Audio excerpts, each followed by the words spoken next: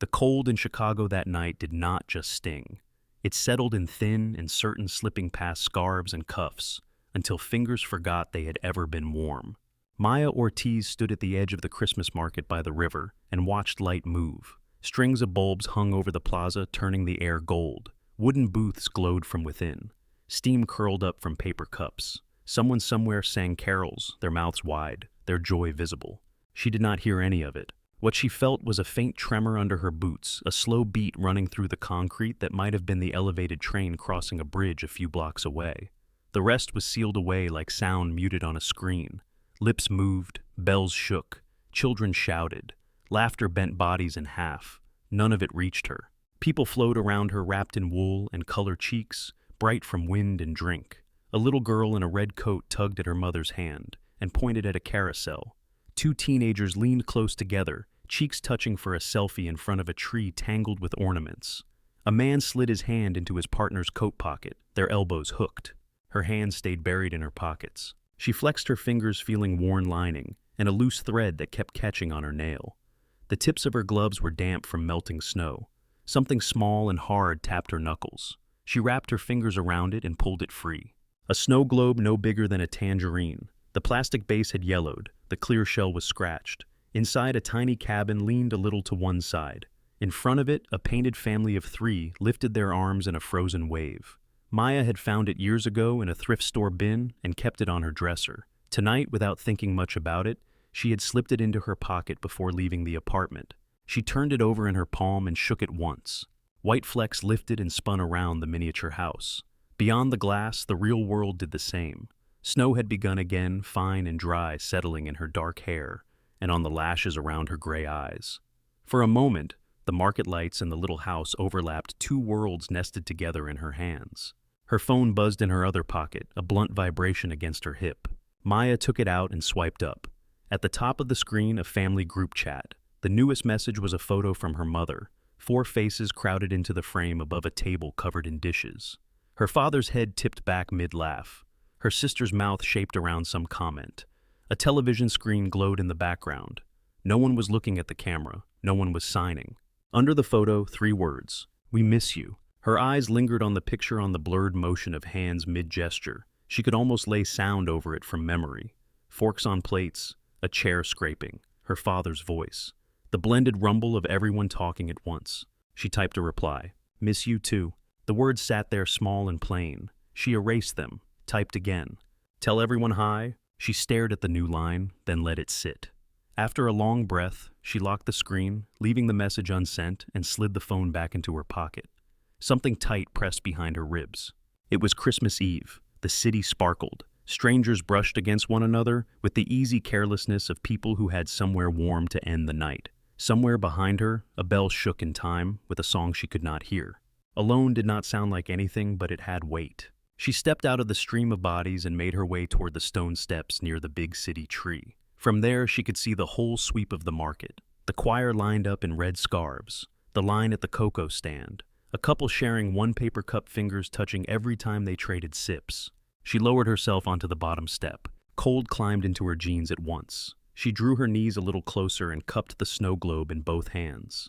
The plastic felt cloudy under her gloves. When she was 16, she had held piano keys like this, fingers curved, wrists relaxed, white and black, solid under her touch, something that carried sound out into the room.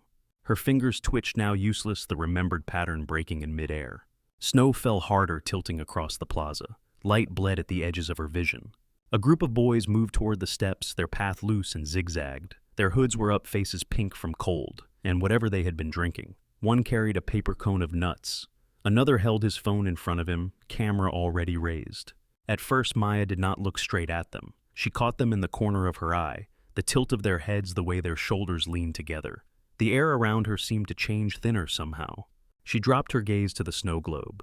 Boots scuffed the stone as they climbed a few steps and spread out just enough to block part of her view of the tree. She told herself they would keep going. They did not. The boy with the phone said something, his mouth twisting around words she could not catch.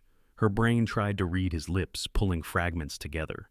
"What's wrong with you?" He stepped closer, grinning wider, and exaggerated his next line, opening his mouth so much it almost looked like a performance. "Can you hear me?" The boys around him laughed. One waved a hand in front of her face, fingers cutting the air. Another pulled a face eyes wide, jaw slack, like a bad impression of someone lost. Maya fixed her eyes on the glass in her hands. The flakes inside the globe had almost settled again. She felt a sharp tug at her scarf. Her head snapped up. One of the boys had the end of the knit fabric looped around his fist. He gave it another little yank hard enough to pull her forward on the step. The jerk jolted her hands. The snow globe slipped from her grip, hit the stone beside her boot, and bounced. The plastic base clacked against the step. The top popped off and rolled in a shallow arc, before stopping against the toe of a stranger's shoe. Maya lurched for that heart-knocking. Water sloshed out onto her glove, cold soaking through the knit. The tiny painted family inside tipped away from the little house.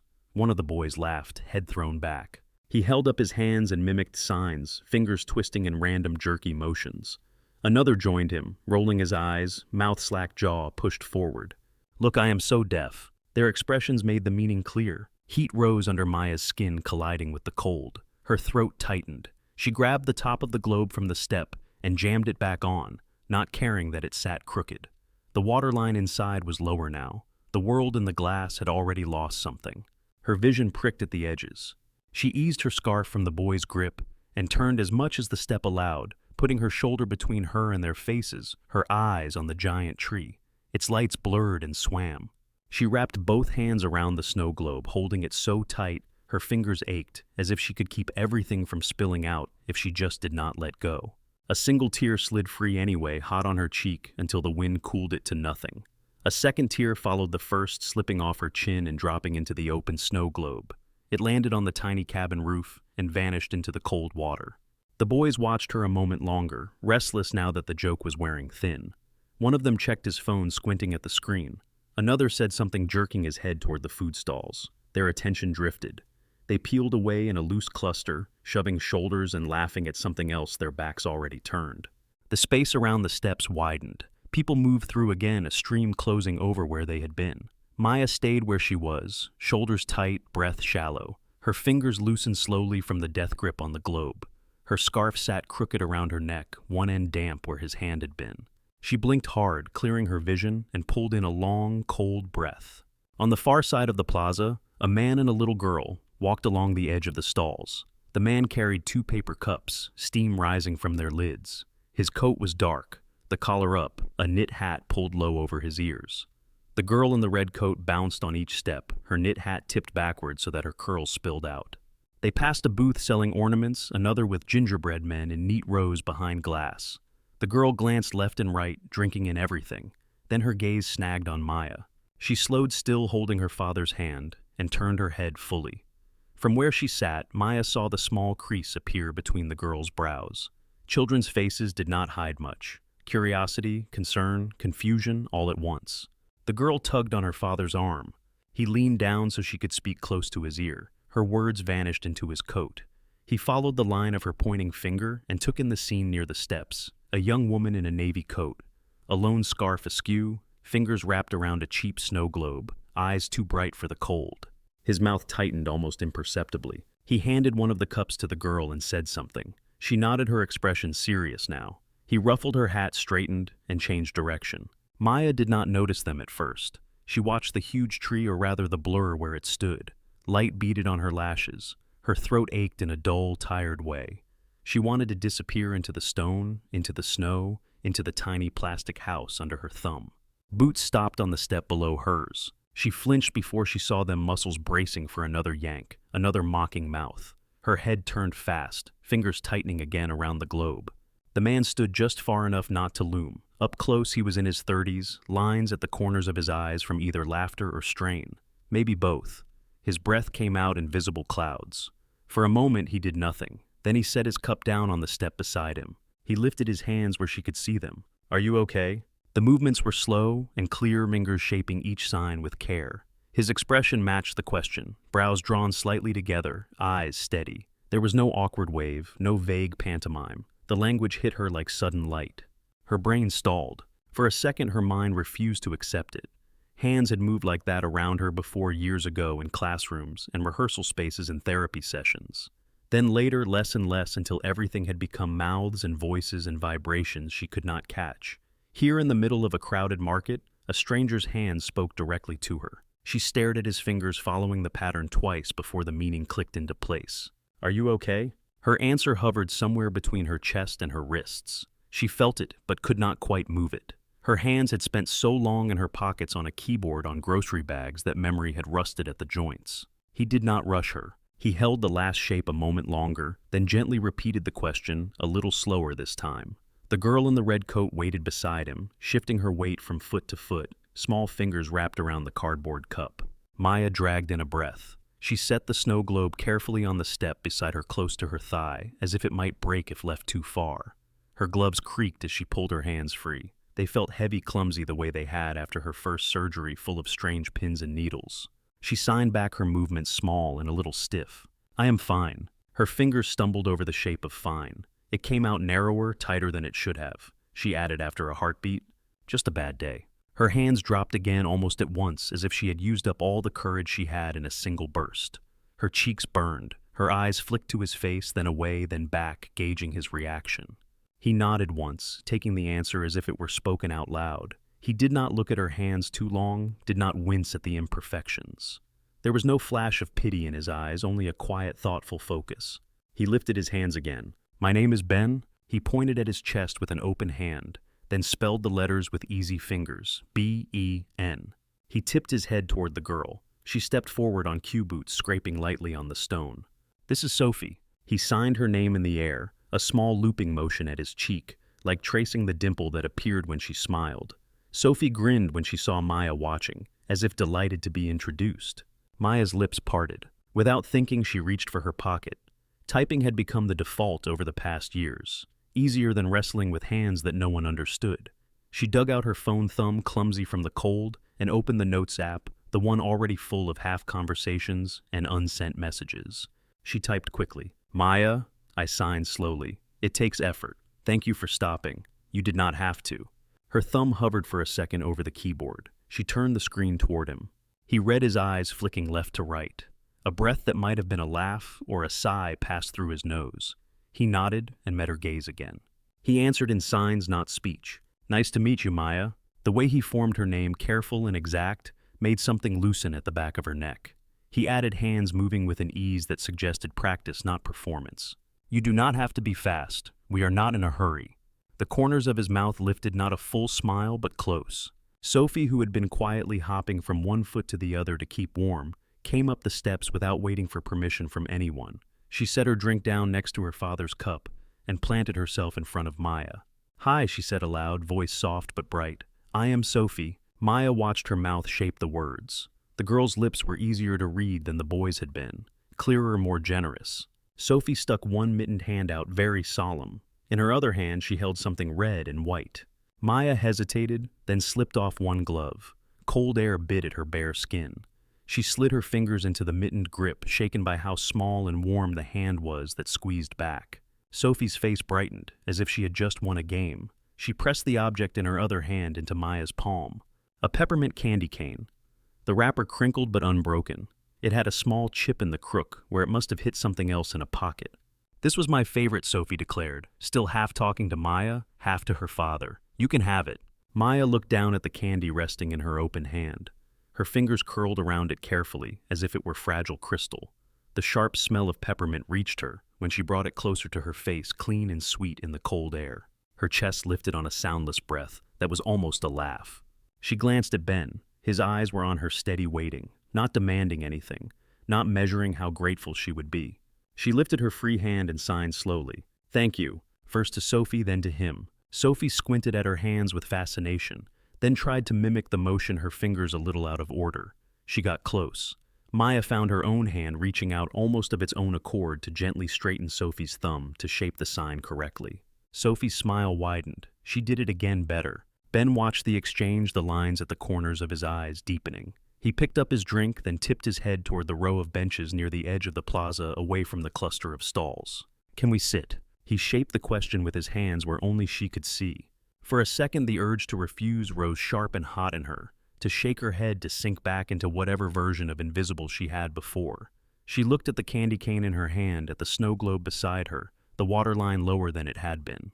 The lights of the tree shivered in the corner of her vision. She nodded. Ben picked up his cup, and Sophie's then held out a hand in invitation not to pull her, just to indicate the direction. Sophie skipped ahead, her red coat bright against the gray stone and white snow. Maya stood tucking the snow globe into her coat pocket once more, the candy still held carefully in her bare fingers, and followed. The bench near the edge of the plaza was dusted with a thin layer of snow. Someone had brushed it off earlier, but more flakes had gathered since. Sophie hopped up first, swinging her legs, scattering little sprays of powder from her boots. Ben sat at one end, his back to the low railing, shoulders turned, so he faced Maya without blocking her view of the market. Maya chose the space between them, leaving room on both sides. The stone beneath the bench soaked up cold. It crept through her coat and into her spine. She slipped the snow globe back out of her pocket and set it beside her hip, this time on the wooden slats instead of the steps. The plastic looked more at home here. The candy cane remained in her bare hand. The red and white stripes pressed faint ridges into her palm. For a moment, none of them spoke. The market hummed in front of them, a busy painting. A brass quartet began something near one of the booths, jostling the rhythm of the crowd. Sophie watched it all with bright, darting eyes, her breath puffing in little bursts. Maya watched Sophie. She could feel the familiar barrier rising in her. Polite distance, short answers, the safe, quiet version of herself that poked its head out just long enough to be civil before retreating again. These two could finish their drinks and walk away, and she would go home and put the snow globe back on the dresser, and no one would know her name. Except he already did. Ben cradled his cup between his hands, fingers red from cold, knuckles nicked with little cuts that looked like they belonged to someone who worked with tools. He took a sip, then tilted the lid slightly so the steam blew away from his face. His eyes were on the river of people in front of them. When he spoke, his voice fell low, more habit than necessity. He did not rely on it. His hands lifted, drawing her attention back. "We come here every year." His fingers marked the rhythm of the words. He glanced at Sophie, who had started to hum along to a tune only she could hear. "She insists on it." He added the last line with a small jerk of his thumb toward her. Maya watched his hands. The movements were not as fluid as some she had seen from interpreters or deaf friends at school, but they were nowhere near the fumbling approximations she had endured from others. Shapes formed with confidence. Letters flowed together without hesitation. She raised her eyebrows slightly, the natural question tucked into the expression. "You sign very well." Her fingers felt clumsy again, but the sentence came out close enough. She pointed at his hands, then back to him. He understood. The corner of his mouth twitched. "Thank you." He signed that first automatic courtesy and then the explanation. "A guy I work with at the garage is deaf." His thumb swung toward his own chest on work, then his fist twisted for garage. Then he tapped his index finger on his temple and let his hand fall open. "He got tired of me yelling his name from across the shop." A short chuckle escaped him at the memory, his breath clouding. He softened the humor in his eyes with a trace of apology. Seemed fair to meet him halfway. Maya pictured it. Fluorescent lights, concrete floor tools hanging on walls. A man at a workbench who did not react when called. A younger version of Ben, maybe understanding slowly that volume was not the bridge he needed. She touched her chest lightly, 2 fingers fast, then made the sign for thank you again. This time, the gratitude stretched past the moment, toward whoever had first shown him the shapes his hands were making now. Sophie leaned forward, brown curls shifting under her hat. "Dad, are you talking about Mason?" she asked, words rounding around the unfamiliar name. Ben nodded without taking his eyes from Maya's hands. "He is the one who taught me to talk with my hands," he said, for his daughter's benefit. Then he translated for Maya, adding a little more detail in sign. "He signs better than I do. He corrects me a lot." Maya's mouth softened. A familiar scene. Deaf people training the world around them without ever getting proper credit for the labor. She lifted her phone again, the cold making the metal case bite her fingers. Her thumbs moved more slowly now. "Do you speak with him at work, or only when it is important?" She handed the screen over. Ben read, then let out a short breath that might once have been a laugh. He answered with his hands. "We talk all the time." His expression grew thoughtful as he searched for the right signs. At first only about cars, parts, jobs. He tapped his fingers against an invisible list. Lately about other things. He tipped his head as if acknowledging a debt. "He has a very strong opinion about my life." Maya's eyebrows arched again. A question shaped without words. Ben made a small circling motion with one hand. "Long story. Another time." He softened it with a little nod towards Sophie, whose attention had drifted back to the musicians. The girl's head bobbed in time to a brass line that Maya could not hear. The pause that followed did not feel quite as brittle as the silence on the steps had. Maya took another breath. Her chest did not hurt as much now. The skin on her exposed hand had started to sting from the cold, but she was reluctant to pull her glove back on while her fingers were still brave enough to move. She lifted her hand again. "I am not from Chicago." The sentence came out haltingly, but the idea still landed. Ben's eyes sharpened. "Where are you from?" His signs invited, not interrogated. Maya hesitated. The story behind the answer sat heavy in her. She did not want to unpack all of it on a frozen bench with a stranger and his daughter. She took a narrower slice. "South suburbs." She pointed roughly in that direction, knowing it was more feeling than compass.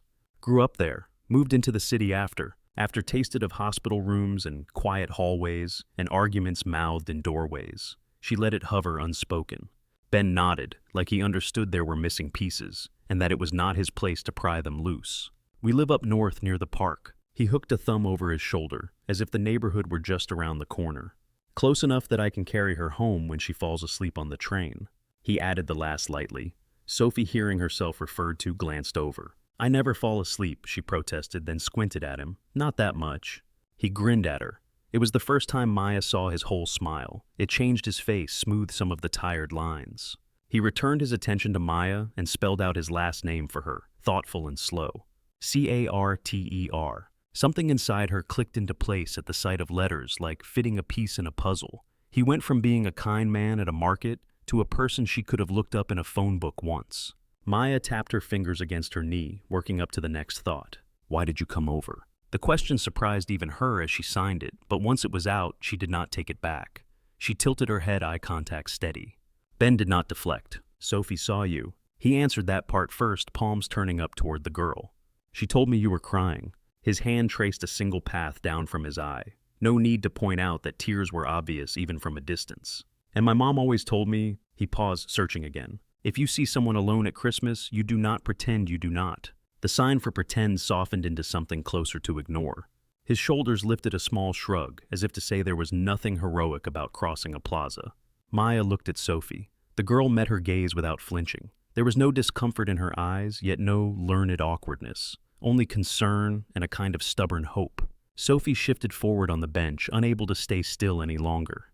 "Dad," she said, tugging his sleeve. Tell her about the cocoa." He glanced at Maya, then signed his movements, a little more animated now, matching his daughter's energy. "We were going to get hot chocolate." He pointed toward a side street where the glow of a sign spilled pale color onto the snow. "A small place, good whipped cream." His mouth quirked. "Sophie wants to ask you something." He tipped his head toward his daughter again. Sophie's cheeks were flushed from cold and excitement both. She set her cup in the little hollow beside her and wiped her mittened hands against her coat, as if preparing for something important. Then she turned fully to face Maya and spoke slowly, shaping each word clearly. "Do you want to come with us?" she asked. "To get hot chocolate?" She looked at Maya's lips at her eyes, then flicked her gaze to her father's hands. Ben translated the question into signs as she spoke. "Would you like to join us?" The two forms of the invitation floated in the air for a heartbeat, soundless words, moving hands. Maya's fingers tingled. Her first instinct rose up familiar and sharp. "No, thank you.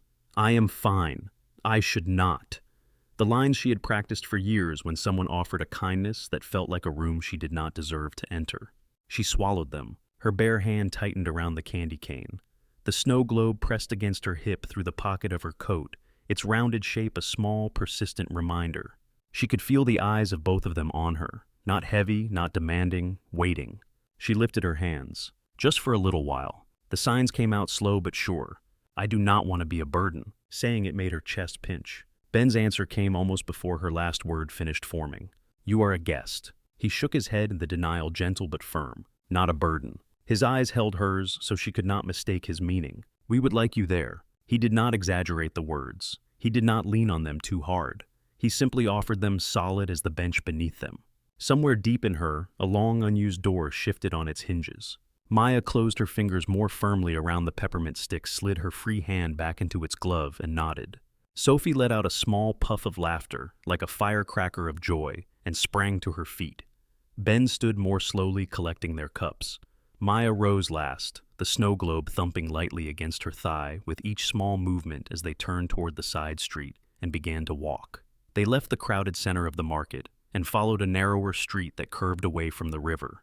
The stalls thinned out as they walked, replaced by brick buildings with dark windows and strings of lights draped along the eaves. The snow under their boots squeaked with every step. Sophie walked in front, making little footprints that the adults stepped into without speaking about it. Maya kept her hands in her pockets, again candy cane and snow globe tucked safely inside. Her fingers brushed the globe with each swing of her arm. The rounded surface bumped against her knuckles, a small, steady weight.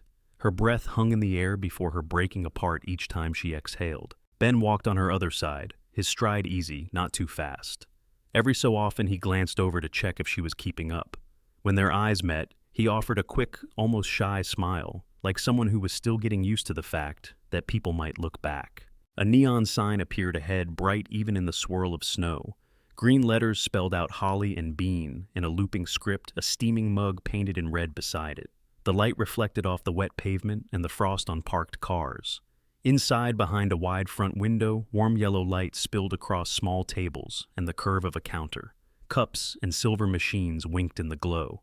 Maya slowed a step without meaning to. Through the glass, she saw people crowded at little round tables, coats draped over chairs, fingers wrapped around white mugs.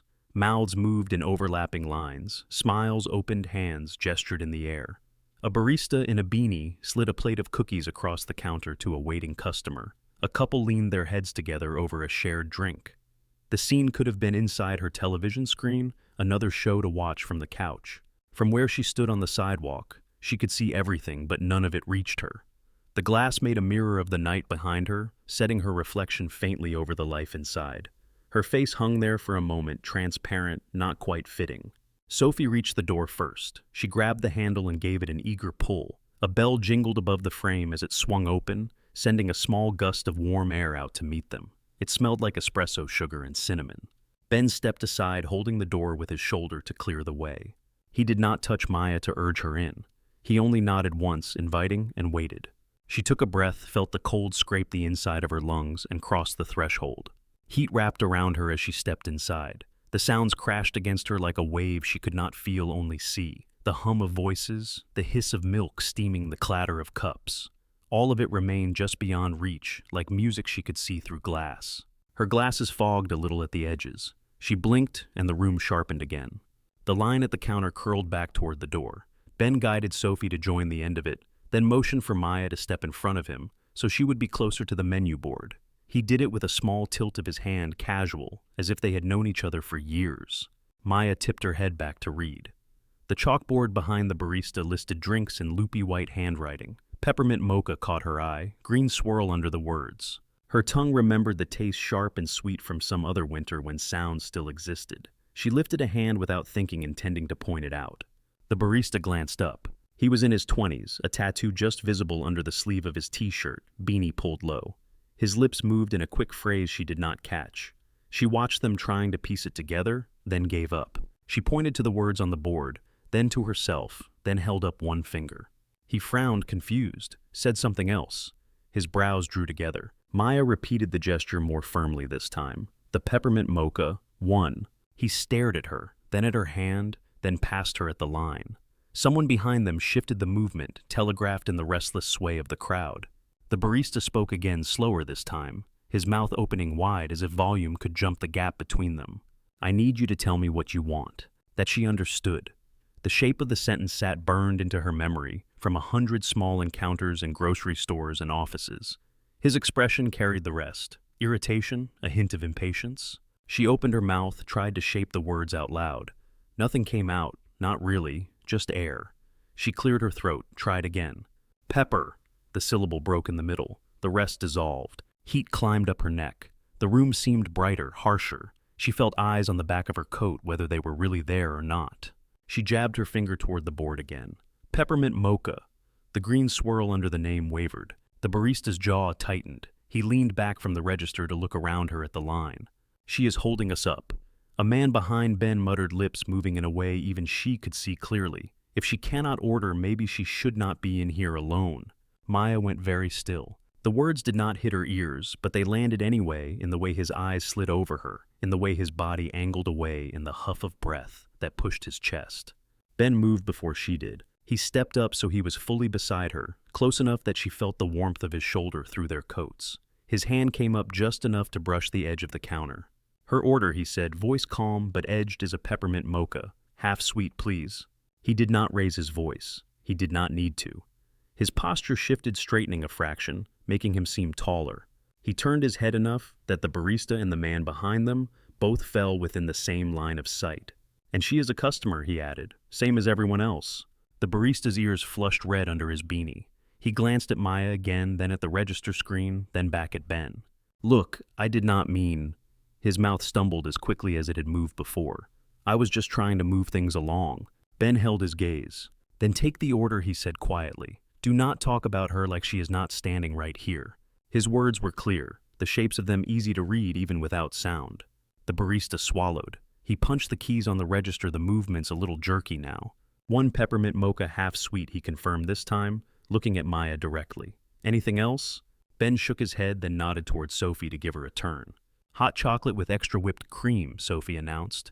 She bounced on her toes as she spoke. The barista's shoulders loosened a notch. He rang it up, then looked at Ben. "And for you, just a regular coffee," Ben said. "Black." He slid his card across the counter. The barista took it without meeting his eyes again.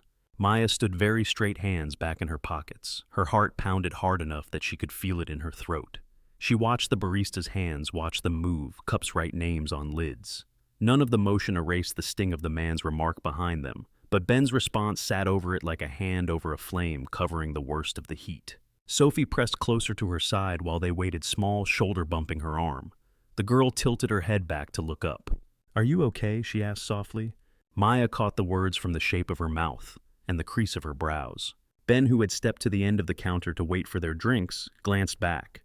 He raised his hands where both of them could see. "She is okay." His eyes flicked to Maya, checking. "You are okay." He shaped the statement like a question, inviting correction if he was wrong. Maya hesitated. Her throat felt thick. Her palms itched inside her gloves. She lifted a hand, fingers trembling just a little. "I am." The sign was simple, not a complete truth, but not a lie either. Sophie frowned in concentration, then did something unexpected. She set her own cup down on the nearest table, wiped her mitten on her coat again, and brought her hands up in front of her chest. She signed roughly out of order a word that took Maya a second to recognize. "Relax." The shape was not quite right. Sophie's fingers flared too wide, her wrist stiff. She repeated it slower, eyes flicking between her own hands, and Maya's face searching for approval, the way she might look to her father after reciting a spelling list.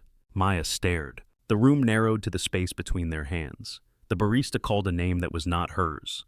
Milk hissed somewhere behind the counter. A spoon clinked against ceramic. Everything else dropped away. She let out a breath that hitched once in the middle. Then carefully she lifted her own hands and reshaped the sign in the air, smoothing Sophie's movement, adjusting the angle.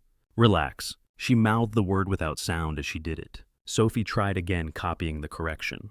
The second attempt landed closer. She lit up when Maya nodded.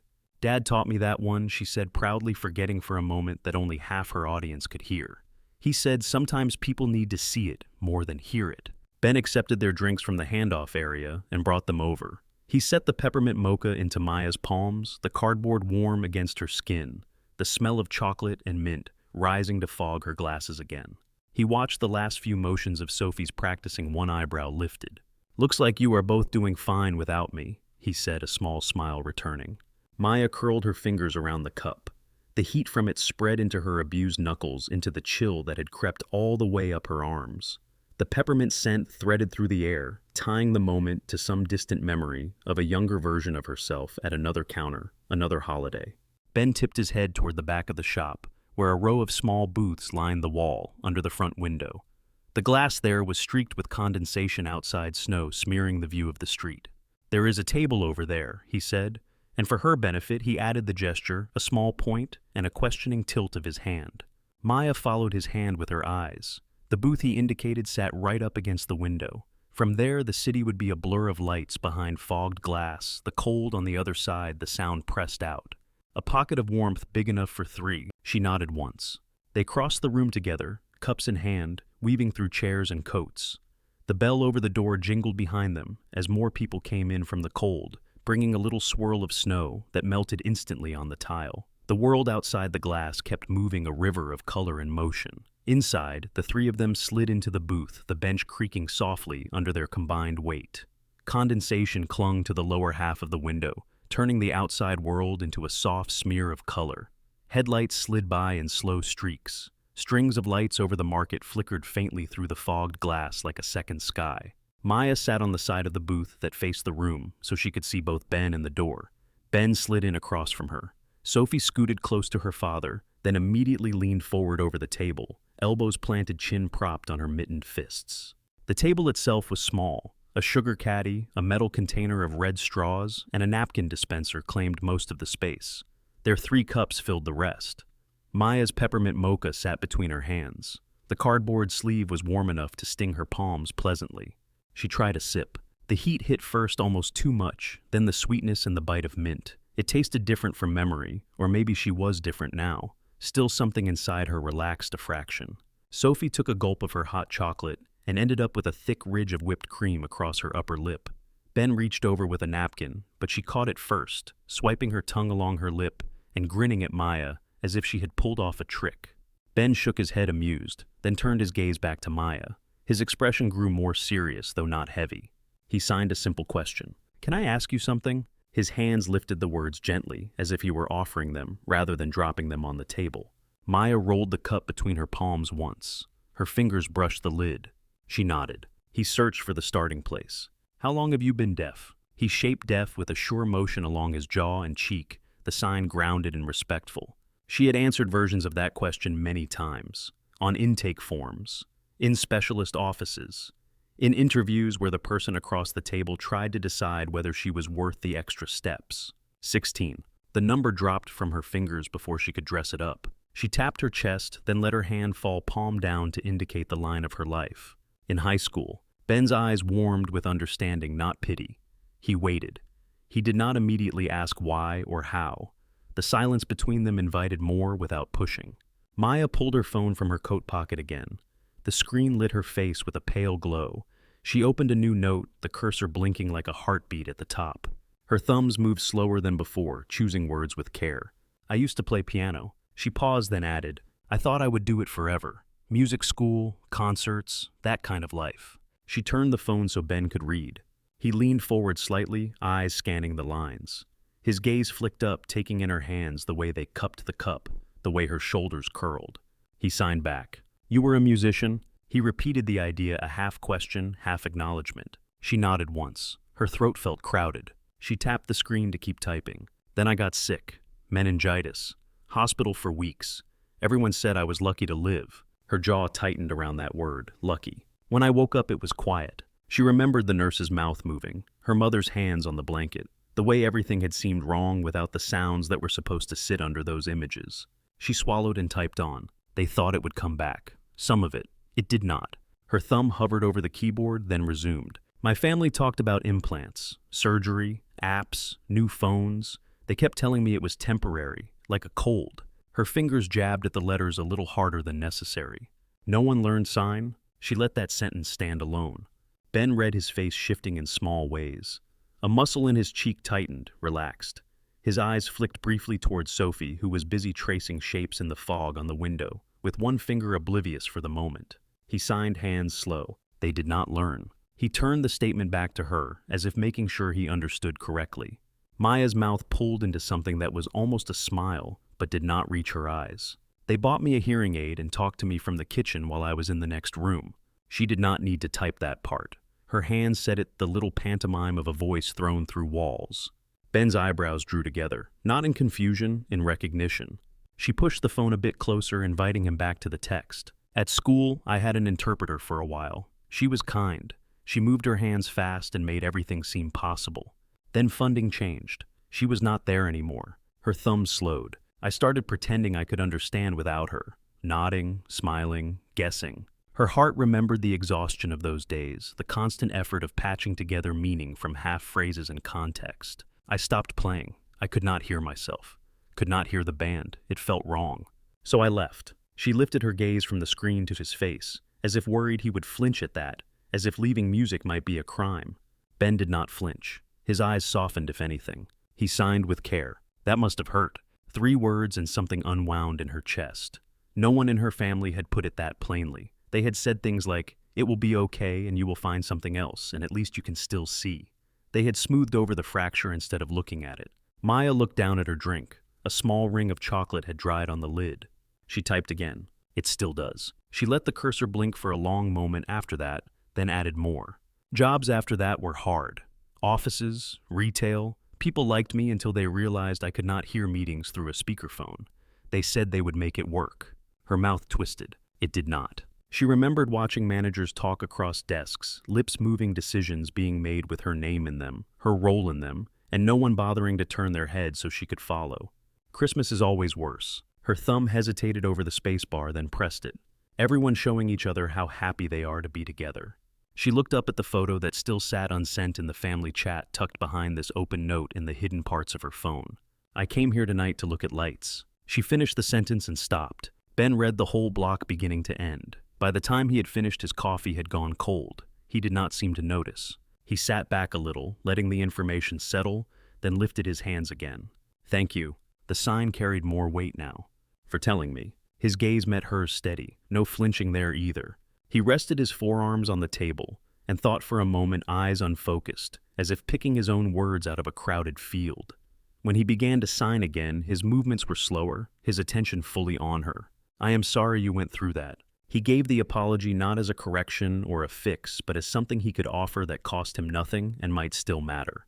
Then his hands shifted. "I know some of this." He tipped his head in a small, sad acknowledgement. Not the silence, the other part, being left behind.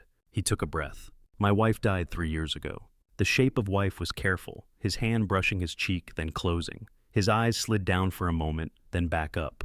Car accident. One night phone call. Everything before, everything after. He did not linger on the crash itself. The gap between then and now held plenty. Sophie, still busy with the window, glanced over at the mention, then back at her drawing. It was not new information for her.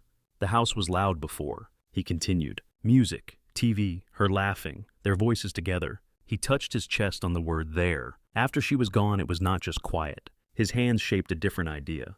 It was wrong quiet, empty in the wrong places. He looked at his daughter, then returned his attention to Maya. "Some nights I would keep the TV on just so it was not so empty.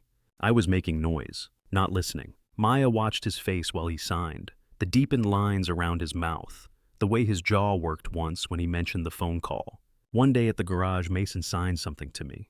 His hands changed rhythm when he introduced the other man, a little more animated, like he could see him there. "I did not understand. I tried to guess. I was wrong." Mason laughed at me. He made the sign for laugh, a small mimic of sound that did not exist in the same way for either of them. Then he grabbed my hands and put them in the right shape. "Taught me." Ben's fingers twisted slowly, remembering. "At first I only learned enough to ask about parts, tools." He ticked off imaginary items. Then I realized there was a whole conversation happening in my own shop that I had never heard. He glanced at her to underline the word "heard" in a way that was not about ears. So I kept learning. He lifted his shoulders slightly. "I am still not great." He admitted it without false modesty. "But I can listen differently now. Just not with these." He tapped his ear once lightly. Maya's lips parted. Her chest felt tight in a new way, not from holding back, but from taking in too much at once. She thought of all the times she had sat at tables where her hands were useless, where people had used words like inspiring or brave while never once turning their bodies so she could see their mouths. Ben was sitting in a booth in a crowded coffee shop, talking about his own grief, and yet he was making sure every word reached her. Sophie slid down in her seat until she was almost lying on the bench. I remember when it was too quiet, she announced to the ceiling, then lifted her head to look at Maya. I did not like it. Her small fingers tapped a restless rhythm on her cup. Then she pushed herself upright again and shuffled closer to her dad. Ben smiled at her, the sadness in his eyes softening, then signed again to Maya, a smaller line this time. "I do not know what it is like to lose hearing." His fingers brushed his ear, and then pointed to her, careful not to equate their experiences. "But I know what it is like to have a house that feels too empty." His hand flattened over his chest once, then rested on the table near hers, not touching. His coffee sat forgotten by his elbow. Snow still streaked past outside. The inside of the window had fogged completely now, their booth sealed into its own little pocket of warmth, separate from the rest of the shop. Maya looked at his hand, at the roughness of his knuckles, the faint oil stain in the crease between thumb and index finger that soap never fully removed. She looked at Sophie, at the girl's curls flattening under her hat, at the whipped cream still drying at the corner of her mouth. Her own hands felt less clumsy. She lifted them off the cup, leaving small rings of moisture on the cardboard where her fingers had been.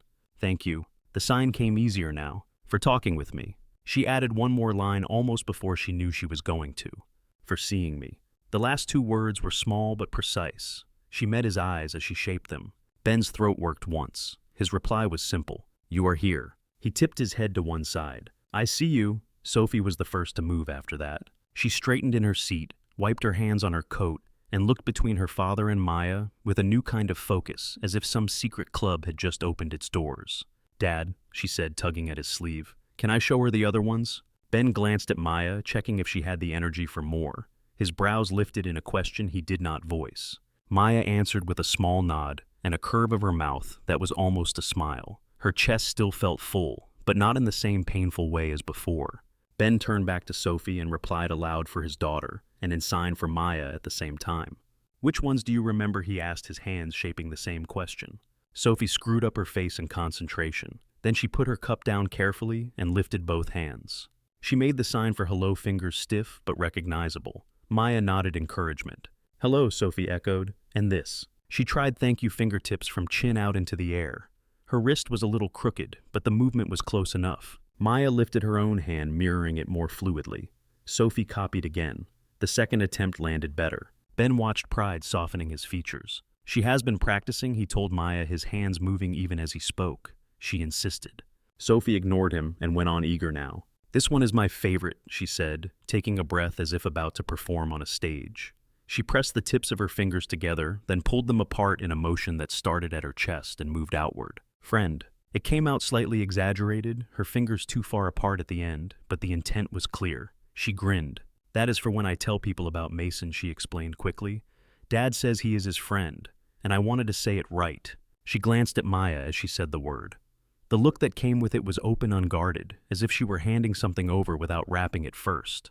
Heat pricked behind Maya's eyes again, sharp and sudden. She blinked it back. She formed the same sign slower. "Friend." Her hands felt steadier this time. She held the shape between them for a moment, the invisible thread of it humming in the space. Sophie beamed. "See," she said. "It is not that hard." She flopped back against the bench, satisfied, then immediately leaned forward again. "What is the sign for your name?" she asked. "Dad said everybody has a special one." Maya smiled without thinking. It felt strange on her face, but not unwelcome. Ben lifted his hands to clarify. "We made a name sign for you earlier, but if you have your own, we want to use that." He traced the little loop at his cheek that stood for Sophie, then pointed gently toward Maya. Maya thought for a second. She had not used a name sign in years. At school, she had one that her friends had given her, a playful shape tied to the way she wore her hair in a high bun for piano recitals. After she lost her hearing and drifted out of that circle, it had gone with them. She lifted one hand and curved her fingers as if holding an invisible key. She brought it to the air just below her chin and turned it slightly. Maya. The movement was small, linked to an old story about her always being the last to leave the practice rooms, the one who turned off the lights. The sign had stuck for a while. It felt like a part of a life she had set aside, but the shape still fit. Sophie tried it at once, gripping an imaginary key and twisting it. "Maya," she said at the same time. The sound of her name on the girl's mouth and the sight of it in her hands landed together. A warm flush rolled through her, unexpected and deep. Ben repeated the sign more controlled. "Maya." He nodded, filing it away in whatever quiet place he kept such details. "Cool," Sophie said, pleased. She turned back to the fogged glass and traced the sign there with one finger, a line that only barely resembled the motion. Outside, a bus rumbled past, its lights smeared into two pale clouds by the condensation. A group of people in thick coats shuffled by, hats low, shoulders up against the cold. The world went on. Inside the booth, the air was a mix of coffee and sugar and the faint wool smell of damp coats. Someone laughed across the room. A song changed on the speakers. The noises reached Maya like shadows seen but not heard. She did not feel as far away from them as she usually did. Ben took a sip of his now lukewarm coffee and pulled a face. "I should have drunk this faster," he said, then signed the same summary with a little grimace. Sophie giggled. "That is your fault," she told him. "You were too busy talking." Milk foam clung to the side of her empty cup now. She scraped at it with a plastic spoon, then turned to Maya again, unable to stay focused on one thing for long. "Do you like movies?" she asked, forming the question more for herself than as something Maya could actually hear. Ben glanced at her and translated hands moving. "She wants to know if you like movies." Maya nodded once. Her lips shaped the word yes, she added in sign, with captions. She smiled a little more fully this time, to take any sting out of the admission. Sophie brightened. "We watch them with the words on," she said quickly, speaking to Maya like she could see the words in the air. "Dad says it helps him keep up when I talk too much." Ben rolled his eyes, but there was no real protest in it. "Also," he added, with his hands, "Mason throws popcorn at me if I forget to turn them on." The picture of that slid into place in Maya's mind without effort. A living room, a couch, someone signing angry commentary at a television while tossing popcorn at a man fumbling with a remote. It fit. "You should see his mad face," Sophie confided in a stage whisper. "He looks like a squirrel." Maya's shoulders shook with a brief soundless laugh before she caught herself. The motion startled her. It had been a long time since anything had pulled that kind of reaction out of her without warning. Her cup was almost empty now. She swirled the last of the drink in the bottom, watching the brown surface tilt. On the wall beside their booth hung a small framed print. 3 figures sketched with just a handful of lines sat at a cafe table. Their heads leaned toward one another. There was no detail in their faces, only the suggestion of attention. Her gaze rested on it for a second. Something about the simple drawing echoed the scene at their own table. Sophie had gone back to her game with the window, drawing little hearts and stars into the fog on the glass. Every now and then she erased one with the side of her hand and started over. Ben watched her, a shadow of the earlier sadness still there, but softer around the edges. He turned to Maya again. "Can I ask one more thing?" The sign for one was small, almost an apology. She tilted her head, giving him permission. "Are you alone tonight?" His eyes did not leave hers as he signed it. There was no judgment in the question, only concern. Maya could have lied. She could have said she had friends to see later, a party to stop by, a shift somewhere.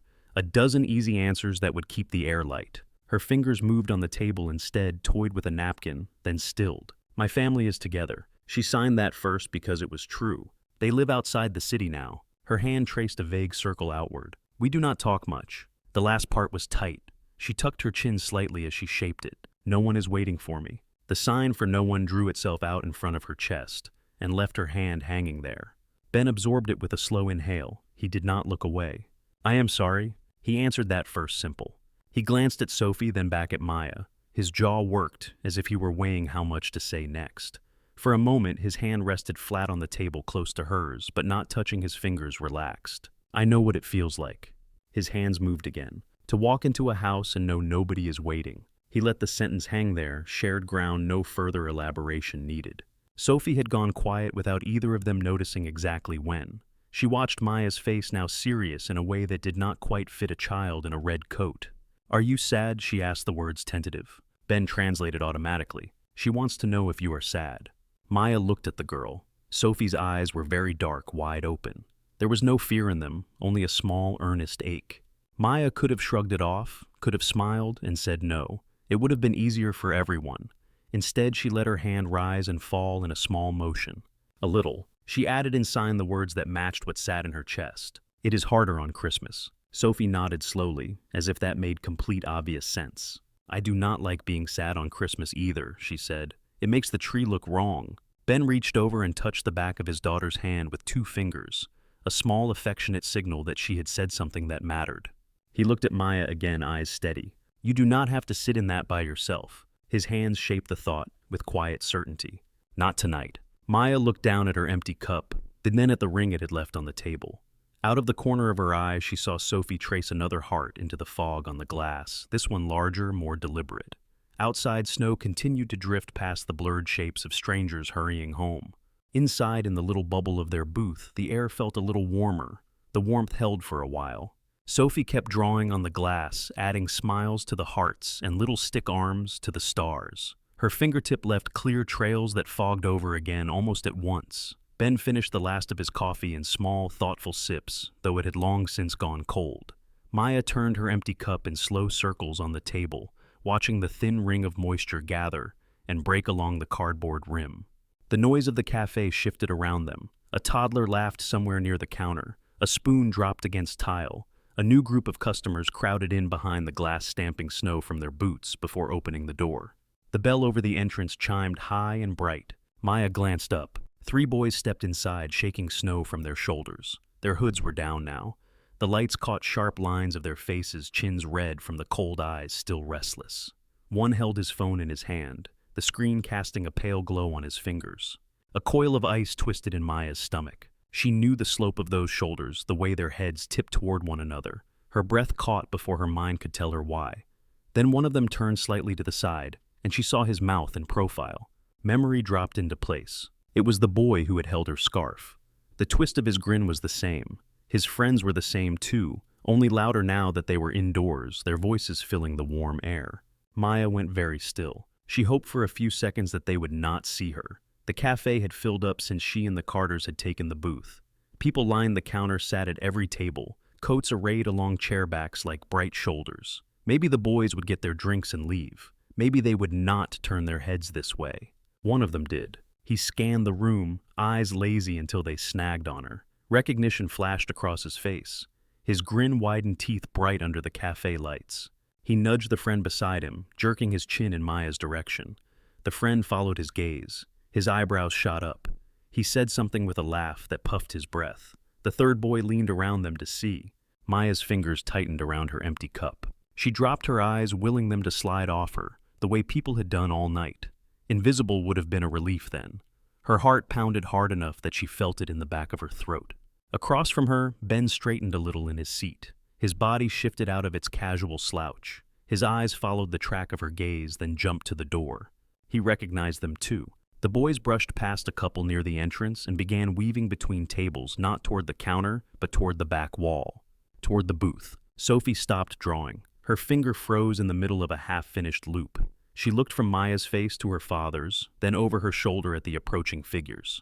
The leader reached their table first. He planted a hand on the edge of the booth and leaned in, heedless of the way his wet sleeve brushed against the napkin holder.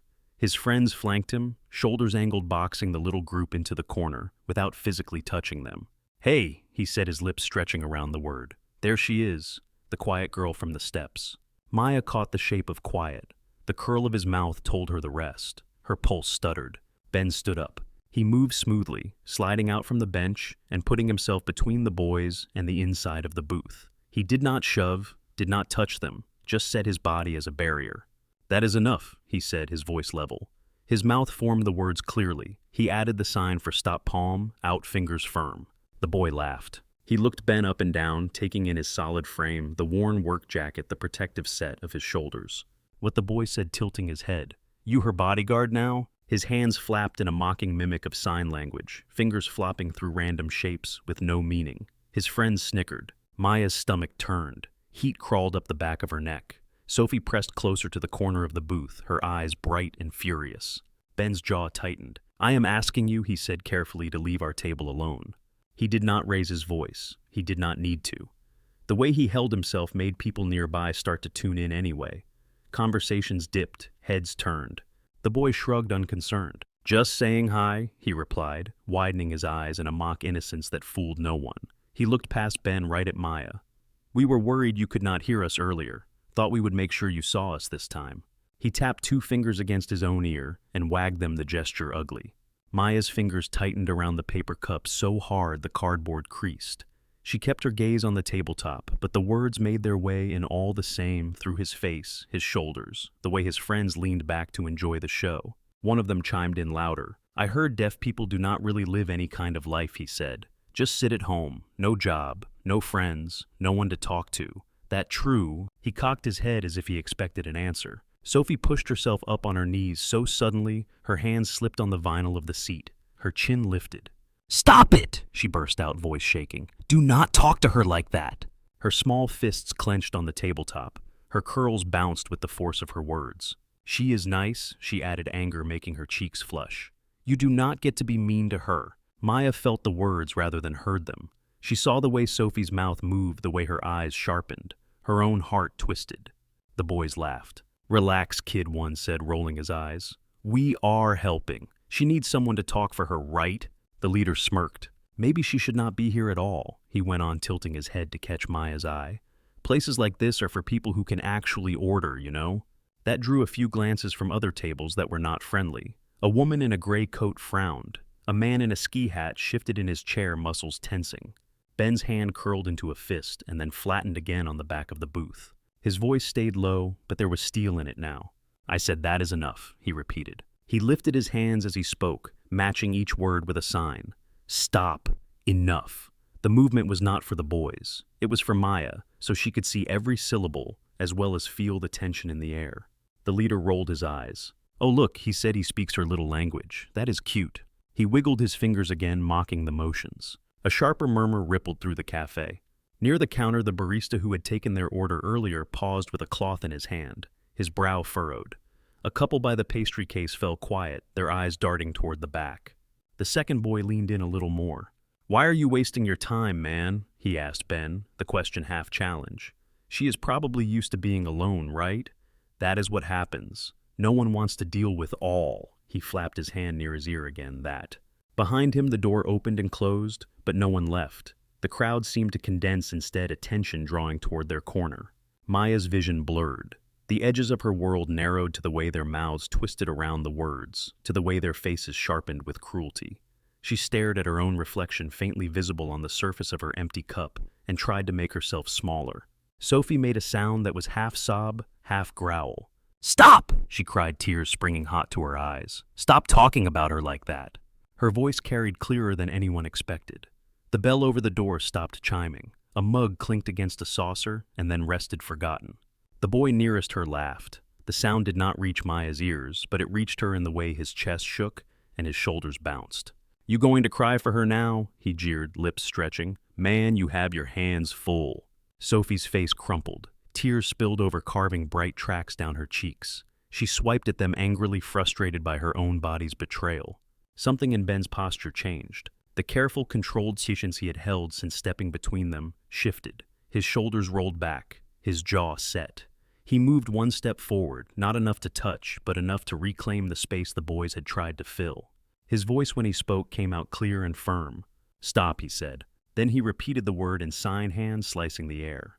The cafe went quiet. The quiet was not like the emptiness Maya remembered from hospital rooms and midnight kitchens. It was filled with people holding their breath at once. The background hum of conversation cut off. The steam wand at the counter hissed to a halt as someone let go of the handle. Ben did something then that made Maya's breath catch. He turned slightly so that both the boys and the rest of the cafe could see his face, and he lifted his hands to chest height. When he began to speak, he signed every word. "This woman is not weak," he said. His mouth formed the syllables, his voice carrying, but his fingers traced them in the air, as well precise and deliberate. Maya watched his hands, her eyes locked on them. "She cannot hear your noise," he went on, "but that does not mean she does not hear what matters." His hand tapped his chest on hear not his ear. "She lost her hearing." He continued the sign for lose, a small, contained motion. "She lost her music." She was left to figure out a new world without anyone learning her language. He glanced at Maya, then just once as if to make sure he had not strayed too far from what she had shared. His eyes held no apology, only respect. "And she is still here," Samwiki said. His hands opened in front of him, encompassing her, the table, the room. "That makes her stronger than every one of you who thinks mocking her makes you big." A flush climbed the leader's neck. His smile slipped, then tried to come back. The hand that held his phone tightened. "You do not know anything about us," he muttered. Ben held his gaze. "I know enough," he replied. "I know you walked into a cafe and picked the person you thought could not fight back." He let the words land, then continued, his hands never still. "You talk about her being alone," he said, sign and speech in perfect rhythm, "but she is not alone tonight." He tipped his head toward the booth behind him, without looking away from the boys. "She is here with me," he said, "and with my daughter." His hand lifted, and Sophie's small fingers curled around it automatically, where they reached over the top of the booth. The sight of their joined hands made something tighten in Maya's chest. "And in this place," Ben finished, "she is valued." The word valued came out with a firmness that left no room for argument. His fingers closed in front of his chest, as if holding something steady and solid. The silence that followed felt different from the stunned hush a moment before. It had weight in it, and a shifting. An older woman sitting by the window, gray coat still on her shoulders, stood up. Her chair scraped the floor. She faced the boys, spine straight. "He is right," she said, voice clear. Her mouth shaped each word with deliberate care, as if she wanted no one to miss them. You should be ashamed of yourselves. A murmur of agreement rose low and building. A man at a nearby table nodded, jaw tight. Another customer, hardly older than the boys, shifted in his seat, then stood as well. He looked at Maya, hesitant cheeks flushed. He lifted his hands in front of his chest and formed a single sign. Sorry. He mangled it, a little finger stiff, but the intention was unmistakable. He repeated it, face red, then sat back down quickly. The barista came out from behind the counter, wiping his hands on a towel that stalled halfway through the motion. Guys, he said, looking at the trio, you need to leave, now. He did not sound uncertain. The leader's jaw clenched. He flicked a look around the room, gauging the faces turned their way. None of them were amused. His bravado thinned under the weight of all those eyes. Whatever he muttered, we were done anyway. He shoved his phone into his pocket and jerked his chin at his friends. They turned, bumping a chair as they went. The bell over the door chimed again as they pushed it open, letting in a brief gust of cold. Then they were gone, swallowed by the whiteness outside. Conversation started up slowly, like a record coming back to speed after being dragged by a finger. The volume never returned to its earlier careless buzz. Something in it had shifted. Ben exhaled, some of the tension leaving his shoulders. He turned back to the booth. Maya sat with her hands clasped around the empty cup, knuckles white. Her face had gone pale. Tears clung to her lashes, but had not yet fallen. Sophie slid closer to her on the bench, without climbing over the line of the table, a small, solid presence. Ben sank back into his seat. His hands moved at once. I am sorry. The sign was quick, more reflex than script. I should have stopped them sooner. Maya shook her head, the motion small but definite. Words clogged her throat. Her hands trembled when she lifted them, but the shapes they made were clear. It is not your fault. She swallowed and then added the signs, jerky from emotion. No one has ever done that. Her eyes shone. She blinked hard. One tear finally slipped free and slid down her cheek. No one has ever stood up for me like that. The admission felt as bare as standing in the middle of the cafe in only her socks, but once it was out, some of the tightness in her chest eased. A motion at the side of the booth drew her attention. A small girl, no more than 4, in a pink coat that swallowed her arms, had broken away from her parents and padded over. She stopped near the end of the table, looking up at Maya with wide eyes. Her mother started to call her back, then saw where she was headed and paused instead. The little girl lifted her hands. Her fingers moved carefully, shaping a phrase with surprising clarity. You are beautiful. The signs were simple, but they were right. Someone had taught her well. Maya stared. Her heart lurched. For a second she could not breathe. The child's mother stepped closer, hands hovering. Her older brother is deaf, she explained, face apologetic and proud all at once. He has been teaching her. Maya managed to find her own hands again. Thank you. She signed it to the little girl, then to the mother, then back to the girl. Her fingers steadied with each repetition. The girl smiled, small and satisfied, as if she had completed a very important job. She turned and ran back to her family pink hood bobbing. Maya looked at Ben. His expression held so many things at once that she could not name them all. Anger still cooling, relief, a quiet kind of resolve. Her own shoulders began to shake. The tears she had been holding finally broke loose, not violent, not loud, just a steady, silent spill that she did not bother to hide. She pressed the heel of one hand briefly against her eyes, then let it fall back to the table. Ben did not reach for her right away. He placed his hand on the wooden surface, inches from hers, close enough that she could feel the warmth radiating from his skin. An anchor, not a grasp. We are here. He signed it slowly. You are not alone. The words fell into the space between them like something solid. Outside, snow continued to drift past the windows, soft and relentless. Inside, at the little table, under the fogged glass, the air settled around the three of them, holding. The rest of the cafe eased back into motion, but the center of it had shifted. People returned to their conversations, though now and then a glance still slid toward the booth. Someone near the counter raised a hand in a small, uncertain wave in Maya's direction. The barista caught her eye once, his own expression holding a quick flicker of apology before he turned back to the espresso machine. Maya's tears slowed. Her breathing settled into something closer to normal. The heat in her cheeks cooled. The cup in her hands had gone entirely cold, but she held it anyway. It gave her something to anchor to. Sophie sniffled one last time and wiped her nose with the back of her wrist. Her cheeks were blotchy, her lashes damp. Are you okay? She asked again, softer now. Ben translated with his hands without looking away from Maya. She wants to know if you are okay. Maya pulled in a breath, then let it out slowly. Her fingers loosened on the cup. I think so. The sign came out small, but it was not an empty answer. Ben nodded, accepting it. His shoulders dropped half an inch. The clock over the counter crept toward closing time. A couple near the door began bundling scarves and hats. Someone stacked chairs on top of tables at the far end of the shop. Outside the window, the snow had thickened into a steady curtain. Streetlights hung in it like blurred halos. The market lights further down the block shone softer now, muffled by the falling white. Ben followed Maya's gaze through the fogged glass. He watched the snow for a moment, then looked back at her. He lifted his hands. "Do you have to go somewhere?" His fingers moved gently, as if he already suspected the answer. Maya hesitated. Her shoulders hunched a fraction, the old instinct to hide rising again. She could say yes. She could pretend there was a door somewhere waiting for her key. The lie formed easily in her mind. Her hands did not repeat it. No, she let the truth stand alone. She added after a beat, "Just home." The sign for home looked smaller than it should have, like a word that had been worn thin from use without meaning. Ben glanced at Sophie, then at the window again. His jaw flexed once. When he turned back to Maya, his expression was careful, but there was something like decision in it.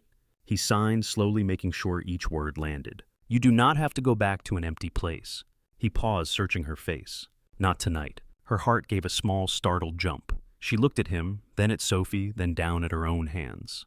"What do you mean?" The question formed in the air between them. Ben rested his forearms on the table. "We live nearby." He tipped his head in the direction of the north side, the gesture vague but sincere. Small apartment, warm. He hesitated, as if checking one more time with himself before he said the next part. "If you want to, you could come with us." His hands shaped "come with us" in a way that included the three of them clearly. Just for tonight. He added the qualifier without softening the offer. No one should walk home alone in this weather after that. His eyes flicked briefly toward the door, where the boys had disappeared, then back to her. Sophie straightened, at once her earlier sadness swept aside by sudden excitement. "Yes," she said, almost bouncing. "Yes, come. We can show you our tree. It is kind of wobbly, but it has a star, and we have marshmallows, not many, but some." Her words tumbled out breathless. Ben smiled at her, then returned his steady attention to Maya. The choice sat in front of her like a steaming mug, close enough to touch, hot enough to burn. Her mind flicked through images, her own apartment dim and still, the empty kitchen, the single plate waiting in the drainer, the snow globe on the dresser alone.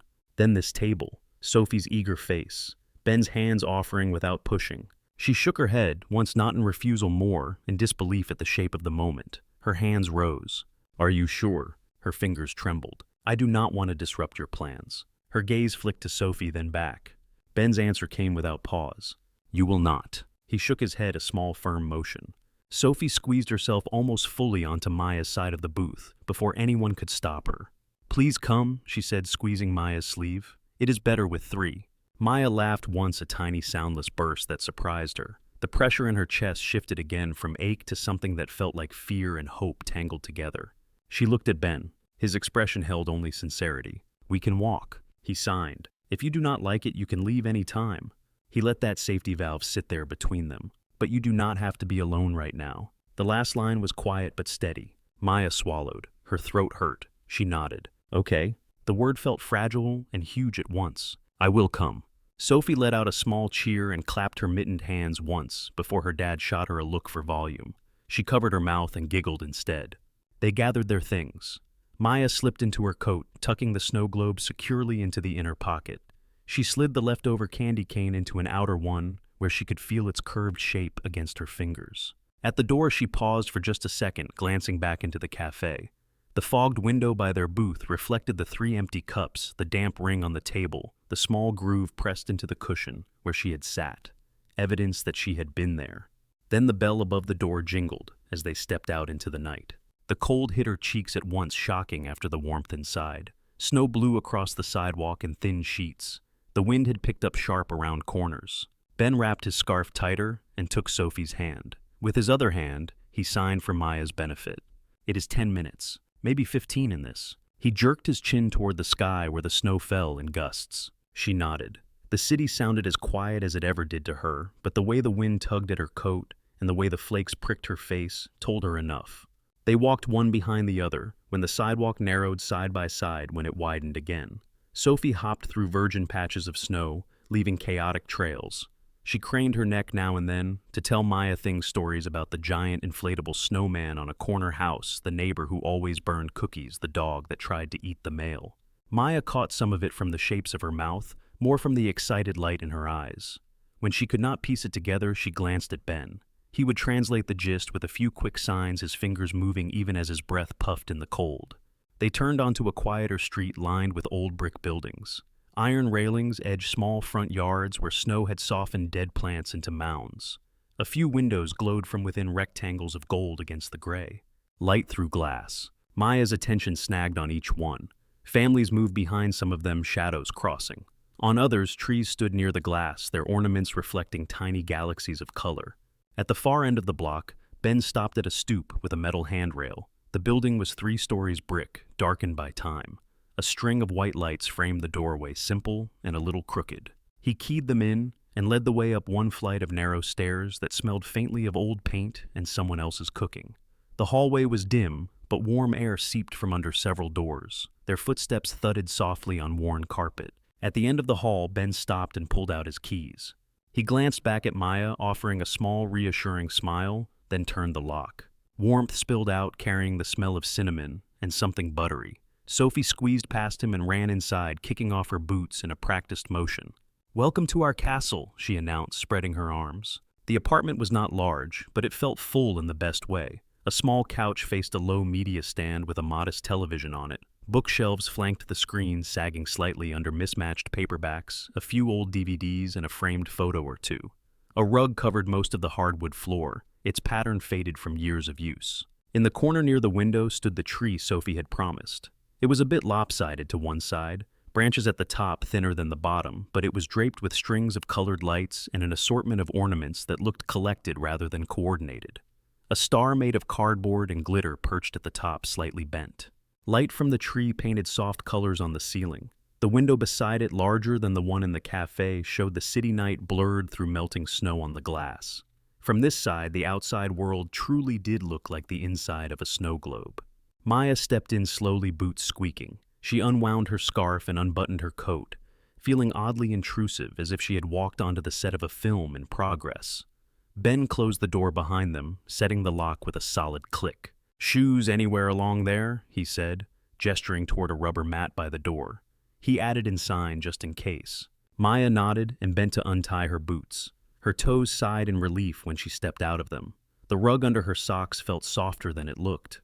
"Come, see," Sophie said, already at the tree. She waved both hands in a wild, beckoning motion, then remembered and tried to rein it into a more proper sign. "Come." It was still too big, but the intention made Maya's mouth curve. She crossed the room. The tree smelled faintly of pine, real or not. Ornaments hung wherever they fit, a paper chain, a wooden reindeer, a photograph of baby Sophie in a tiny Santa hat in a round frame.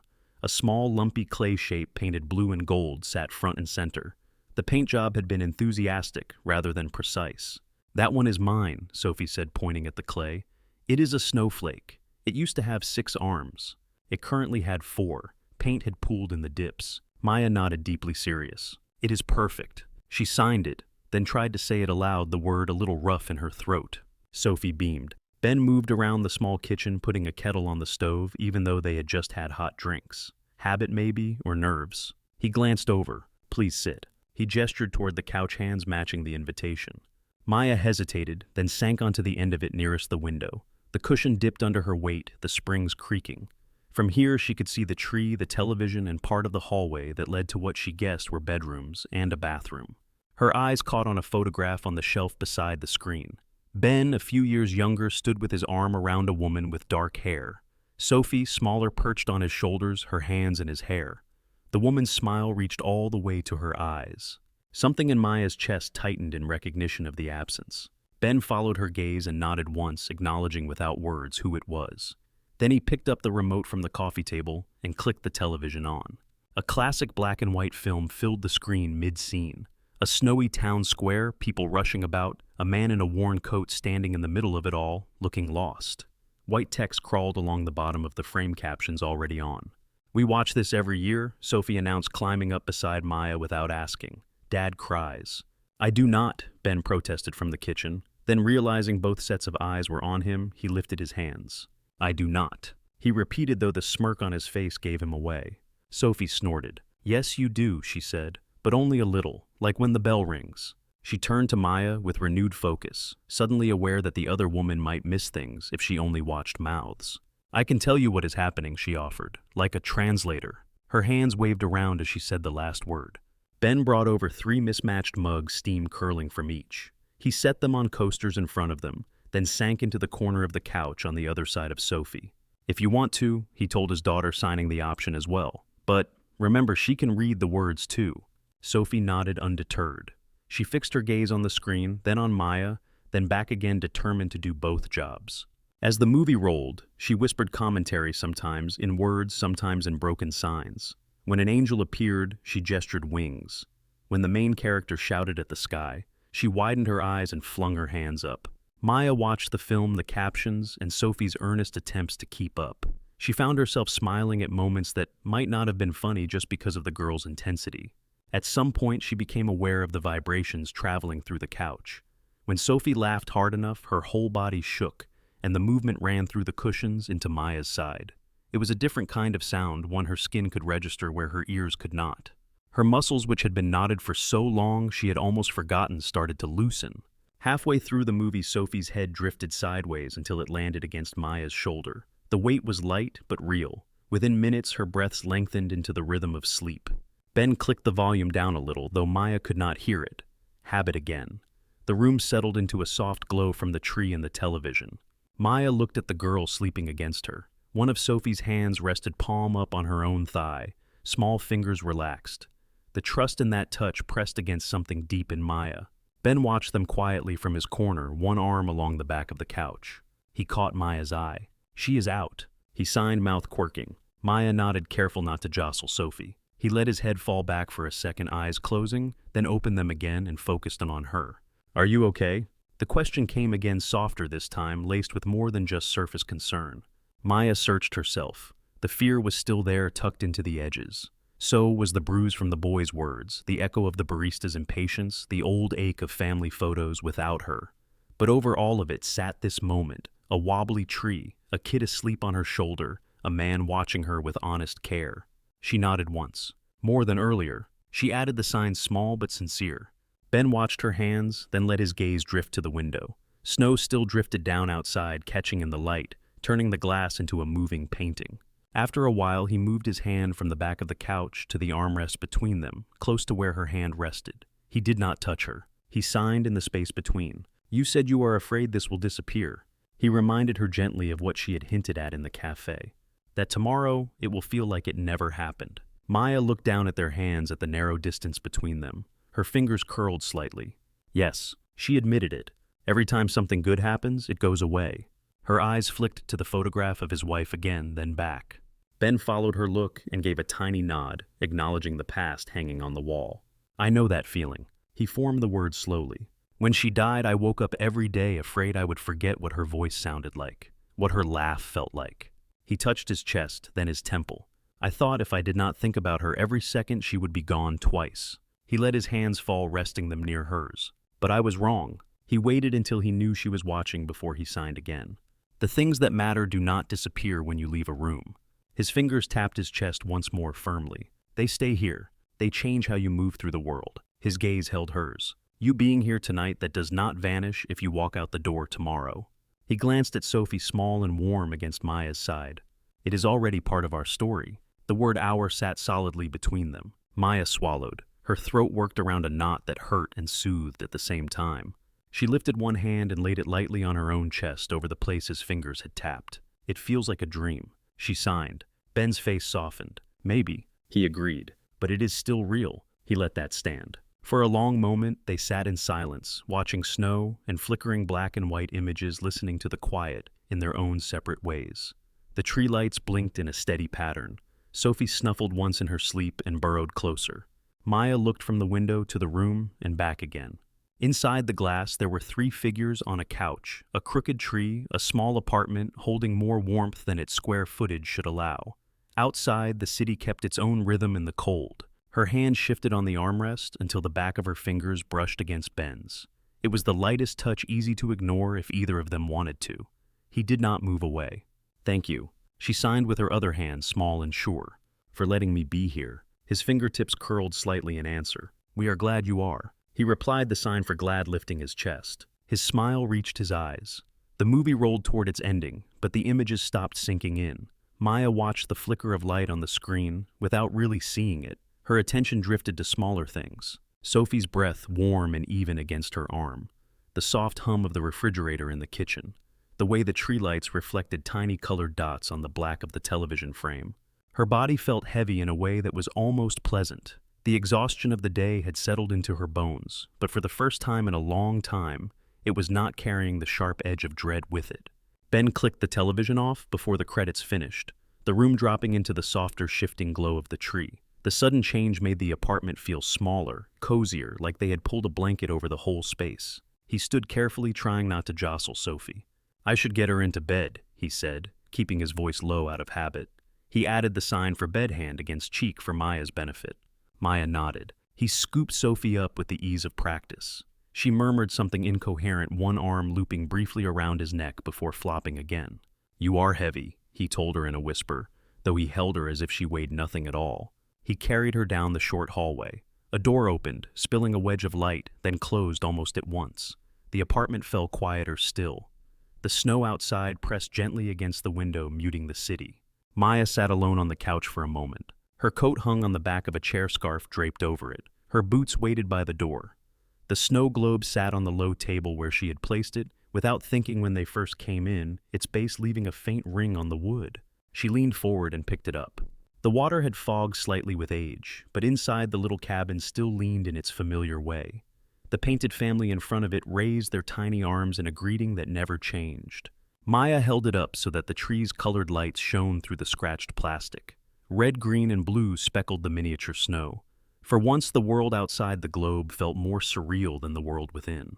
She set it back down gently. Ben returned a moment later, rubbing the back of his neck. "She is out," he said, then signed it. "Asleep." He glanced at the clock on the wall, and then at Maya. "You can take the couch," he added. "I will grab some extra blankets." He started toward a small closet without waiting for protest. Maya blinked. She had slept on many couches. Friends' places, waiting rooms, once in a rehearsal studio when she missed the last train. None of those couches had ever come with an offer that felt like this. Her hands rose. "Are you sure?" He paused with his hand on the closet knob and looked back. "Yeah," he said, as if it were the most obvious thing in the world. He signed it as well. "Yes, of course." He pulled out a folded blanket and a spare pillow, the kind a guest might get at a family gathering. They smelled faintly of laundry detergent and something like cedar. He spread the blanket on the couch with efficient movements, shaking it out once so it fell evenly. "If you need anything in the night," he said, setting the pillow near one armrest, "bathroom is across the hall. My room is the one at the end." He pointed, then translated. "If you need something, knock." He mimed knocking on an invisible door. Maya nodded, storing the directions away with the care of someone who knew what it was to wake disoriented in a new space. "Do you want some water?" he added halfway to the kitchen. She shook her head. "I am okay." The truth of it surprised her a little. He hesitated in the doorway, one hand on the frame. "Good night, Maya," he said, and then in sign, "Good night," his knuckles brushing his chin, hand drifting outward. She returned the gesture. "Good night." When he disappeared down the hallway and his door clicked shut, the apartment settled. The only light came from the tree, now casting gentle shifting shadows. The shapes of furniture softened, the rug pattern blurred. Maya slid under the blanket. The fabric trapped warmth quickly. The couch held the dents of years of sitting and napping and movie marathons. It curved around her in a way that felt like being held. She lay on her side, facing the tree. The snow globe on the table was directly in her line of sight. She reached out just far enough to brush it with her fingers, reassuring herself it was still there. Her mind tried to run through its usual list as her eyes grew heavy. Things she should have said. Ways she might have embarrassed herself. The possibility that she would wake up and find that all of this had been some intricate dream her brain had built to soften reality. The thought drifted in and out like the snow outside, falling and melting. Sleep came faster than she expected. She did not wake in the middle of the night to the wrong kind of silence. If she dreamed, she did not remember it. When her eyes opened again, pale light had softened the ceiling. For a second, she did not know where she was. The tree stood in the corner, lights off, now ornaments dull in the gray morning. The snow on the window had melted into beads that streaked slowly down the glass. The apartment smelled like coffee and something sweet frying. Her body sank deeper into the couch in a groggy stretch. Her shoulder remembered the weight of Sophie's head even though it was gone. She sat up slowly, the blanket sliding into her lap. Ben's voice floated from the kitchen low and indistinct. The words did not reach her, but the rhythm of them did. Softer than the night before, less strained. Another higher voice chattered back at him intermittently. Maya stood bare feet silent on the rug and followed the smell. The kitchen was small, separated from the living room by a half wall. A narrow table with 3 chairs sat under a window that was fogged at the bottom from the steam on the stove. Ben stood at the stove flipping pancakes in a pan.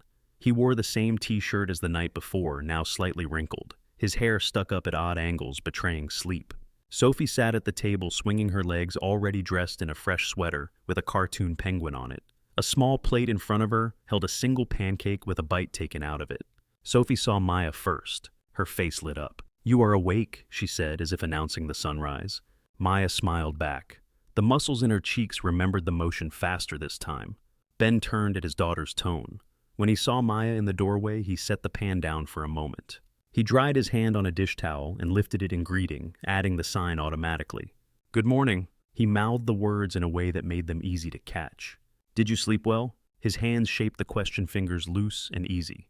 Maya nodded. "Yes," she added after a small pause, searching for the right set of signs. "First time in a long time, I did not wake up in the middle of the night." Ben's brows lifted a fraction, a quiet pleased surprise. His mouth softened. "Glad to hear it," he said aloud. Then turned back to the stove. He flipped another pancake with the practiced flick of someone who had done this often. "Sit," Sophie urged, patting the chair next to her. "We are having Christmas breakfast." She emphasized the words as if it were an official holiday name. Maya crossed the last few steps and sat.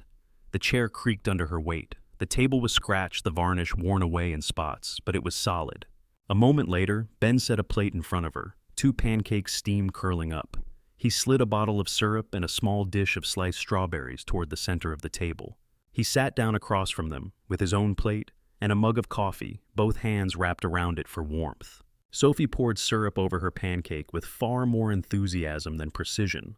Ben reached over automatically and tipped the bottle upright before it flooded the plate completely. She made a face at him and then cut a lopsided triangle out of the center, stuffing it into her mouth. Maya watched the scene, the small, ordinary movements weaving around her. Her chest was tight again, but this time it was from the unfamiliar sensation of being inside a picture she had only ever watched from a distance. She picked up her fork. The pancakes were soft and a little crispy on the edges. The taste of butter and sugar and strawberry hit her tongue. She closed her eyes for a second to let the simple pleasure sink in. When she opened them, Sophie was studying her. "Dad," the girl said with a seriousness that did not quite fit her penguin sweater. "Can I ask her something?" Ben glanced at Maya, then nodded, giving the same permission. He signed to Maya. "She wants to ask you something." Sophie folded her hands on the table, as if she were about to make a formal request. "Can you stay forever?" she asked. She said it plainly without hesitation, like a thought that had been waiting since the night before. Maya blinked. Her fork paused halfway to her plate. Her heart took a strange hard beat. She looked at Sophie's face, searching for a joke. There was none, only hope, open and bright and terrifying. Ben's head tipped slightly, just enough for Maya to see the flicker of something like panic and tenderness cross his features at the same time. "Soph," he said gently, his voice quiet, "that is not really how you ask that kind of thing." He signed a quick version of the same to Maya, a hint of embarrassment in the twist of his mouth.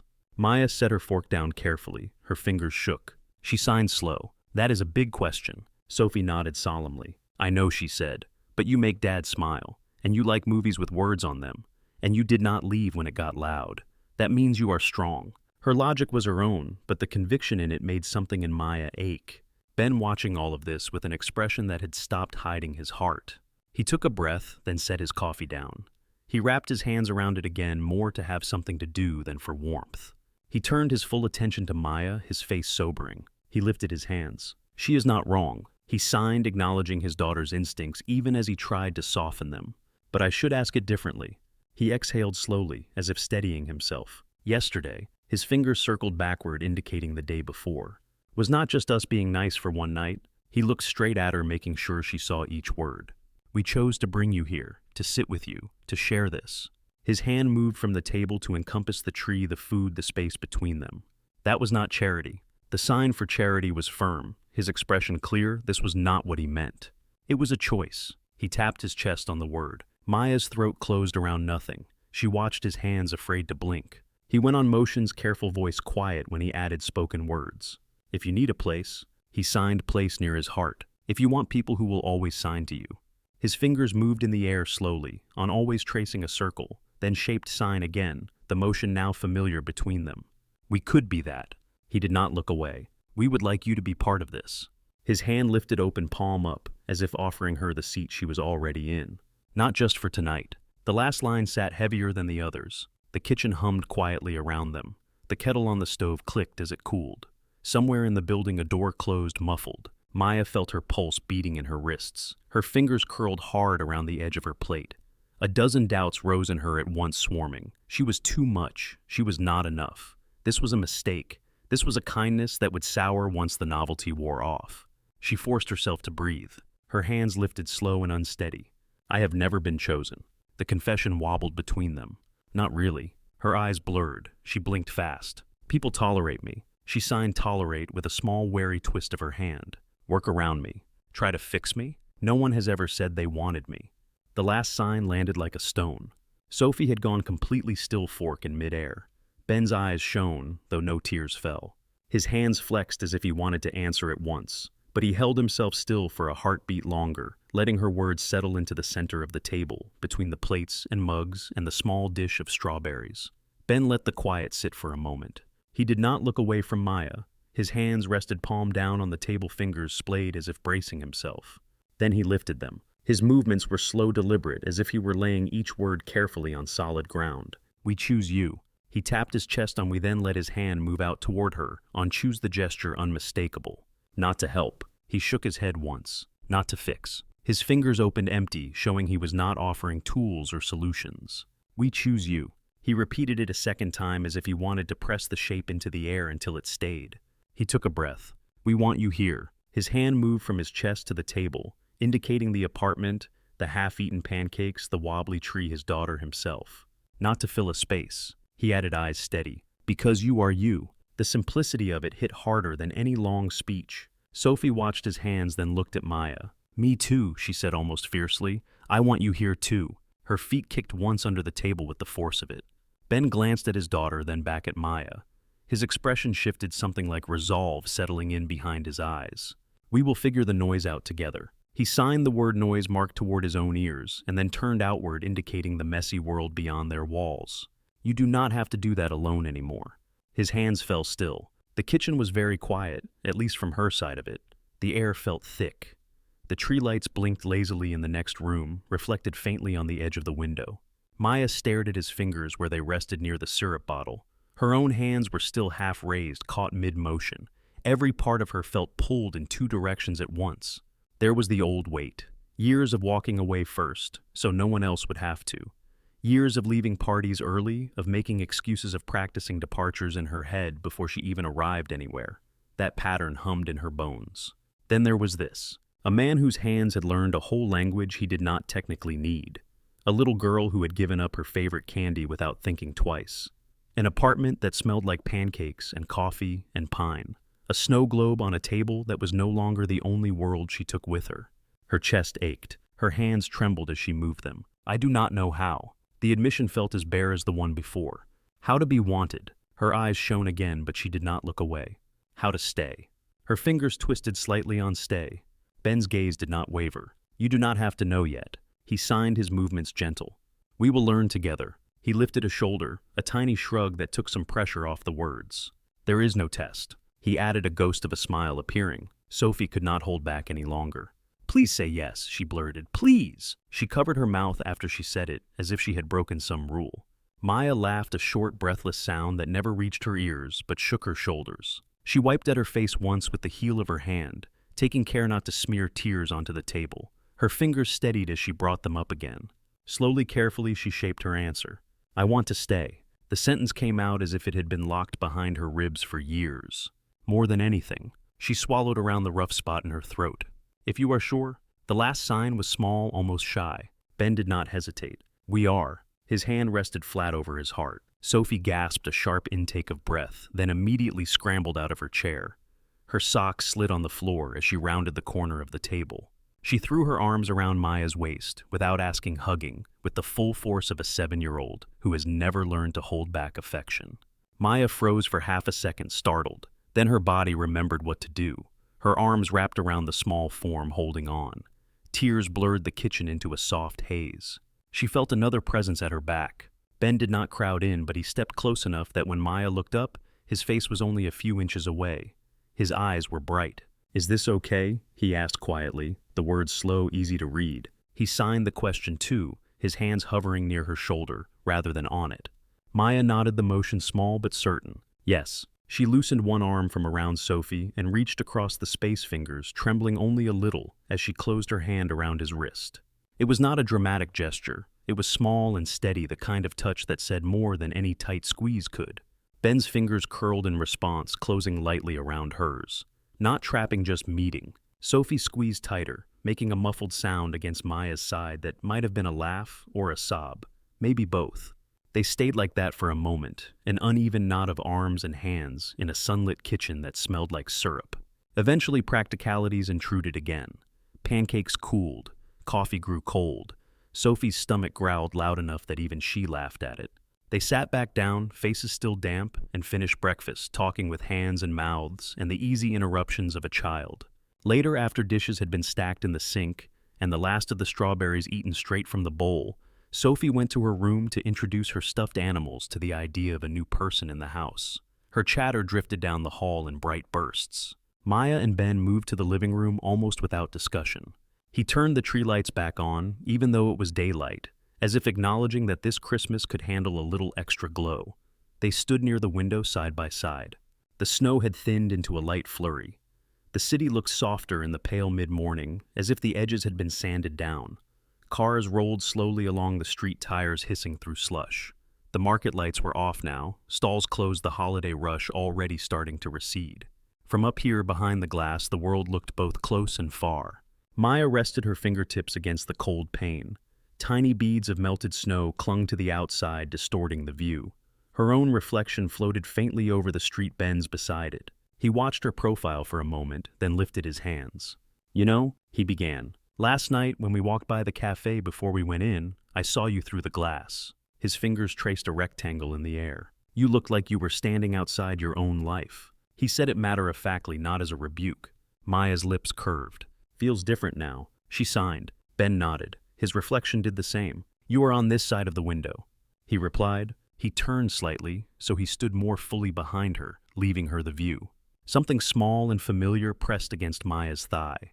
She looked down and realized the snow globe was still tucked into the pocket of her sweatpants, transferred there without thought when she changed out of her jeans. She pulled it free. The plastic was cool against her palm. The tiny house inside leaned the way it always had. The painted family still stood in front, arms raised in permanent greeting. She shook it once. White flecks lifted and spun, swirling around the miniature scene. For a second, the falling plastic snow lined up with the flurry outside the window. Two storms, one inside the glass, one beyond it.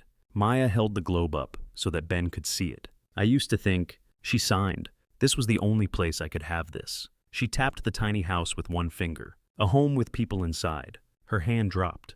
Ben studied the little scene, then looked at the living room around them.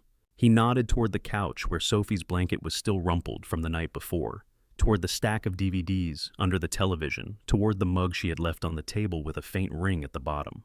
"Looks like you brought it with you," he said. "Or maybe you found the bigger version." His mouth quirked. Maya laughed softly, the sound shaping her face more than the air. She set the snow globe down on the window ledge, just to the side where the tree's lights could catch it at night. Her hand lingered there for a moment, then moved away.